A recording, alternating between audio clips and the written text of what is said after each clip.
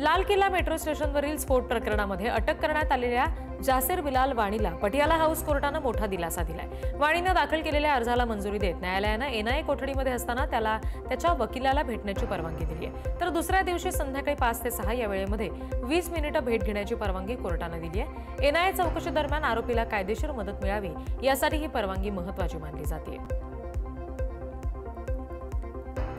दिल्लीतील Saint Columbus शाळेतील विद्यार्थी शौर्य पाटीलच्या आत्महत्या प्रकरणानंतर संताप वाढतोय आणि जंतर मंतर मैदानावर नागरिकांनी यासाठी कॅन्डल मार्च सुद्धा काढला।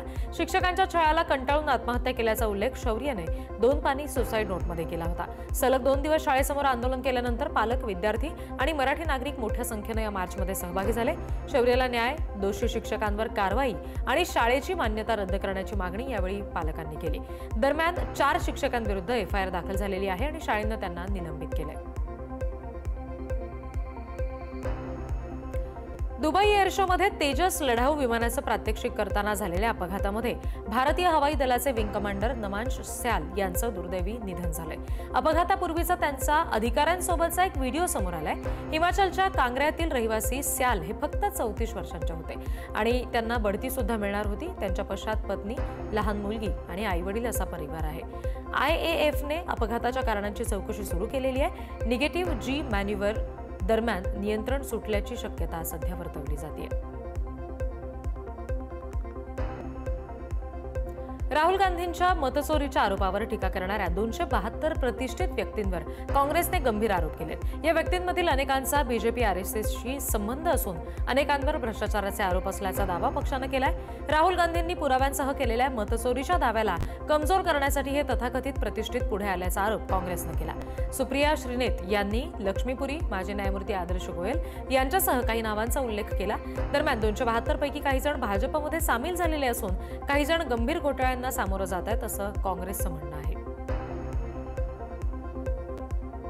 राजीनाम्यानंतर प्रथमच सार्वजनिकरित्या बोलताना माजी उपराष्ट्रपती जगदीप धनखड यांनी आरएसएसच्या तत्त्वज्ञानाचं जोरदार कौतुक केलंय। दिल्लीतील हम और ये विश्व या पुस्तक प्रकाशन सोहळ्यामध्ये धनखड यांनी भारताने सांस्कृतिक सामर्थ्य आणि आत्मविश्वासाच्या आधारावर जगाशी संवाद साधला पाहिजे असं म्हटलं। मनमोहन वैद्य लिखित पुस्तक भारताच्या सांस्कृतिक मूल्यांची जाणीव वाढवणारं असल्याचं देखील त्यांनी नमूद केलं। संस्थात्मक सचोटी, सांस्कृतिक मुळं आणि राष्ट्रीय आत्मविश्वास ही भारताला जागतिक स्तरावर मार्गदर्शन करणारी मूल्य असल्याचं सुद्धा धनखड म्हणाले। त्यांच्या या भूमिकेला भाजपच्या वैचारिक धारेशी जवळीक म्हणून पाहिलं जातंय।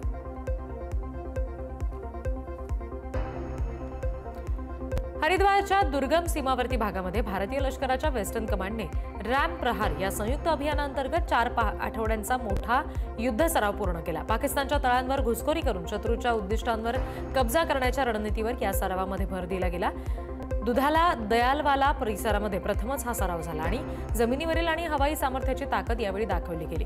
शत्रूनं चुकीची हालचाल केली तर ऑपरेशन सिंदूरपेक्षाही कडक उत्तर दिलं जाईल असा इशारा यावेळी कमांडंट MK कटियार यांनी दिला।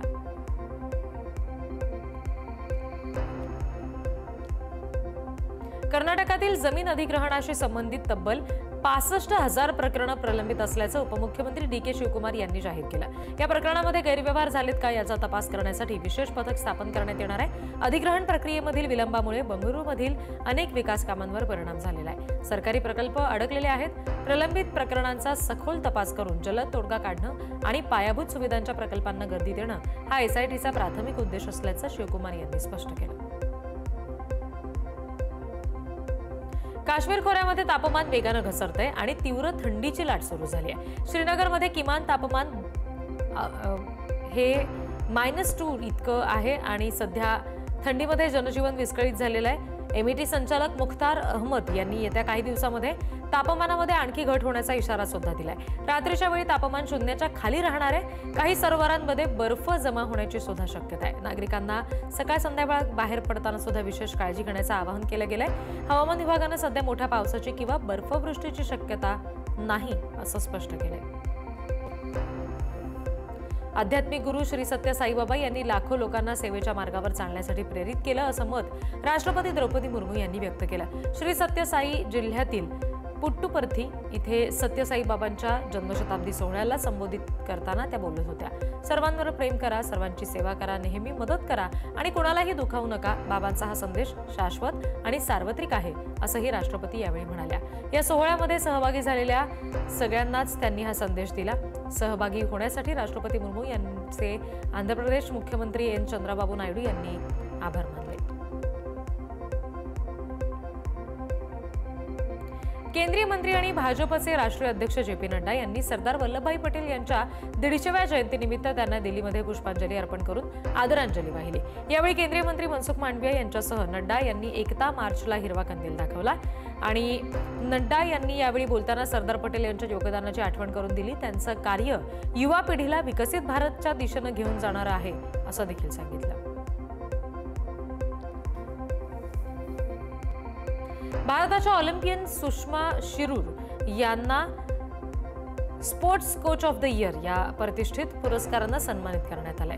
भारतीय नेमबाजीच्या वाढीसाठी आणि युवा खेळाडूंना प्रोत्साहन देण्यासाठी त्यांचा मोलाचा वाटा आहे. त्यांच्या कारकिर्दीसाठी त्यांना जॉन्टी होड्स, अंकुश आणि निखिल नाज यांच्या हस्ते या पुरस्काराचं वितरण करण्यात आलेलं आहे. शिरूर यांनी यावेळी भारतीय खेळांसाठी जागतिक दृष्टिकोन या विषयावरील पॅनल चर्चेत सुद्धा सहभाग घेतला.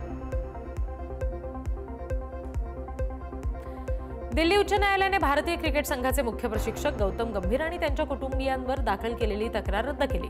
कोविड-19 औषधांचा साठा आणि वितरणाची तक्रार त्यांनी केलेली होती. गौतम गंभीर यांनी तक्रार रद्द करण्यासाठी न्यायालयामध्ये विनंती केलेली होती. दिल्ली सरकारच्या औषध नियंत्रण विभागानं गंभीर यांच्या कुटुंबियांवर आणि त्यांच्या स्वयंसेवी संस्थेवर औषध आणि कॉस्मेटिक्स कायद्याअंतर्गत तक्रार दाखल केलेली. मात्र न्यायालयाच्या निर्णयामुळे गंभीर आणि त्यांच्या कुटुंबियांना आता मोठा दिलासा मिळतोय.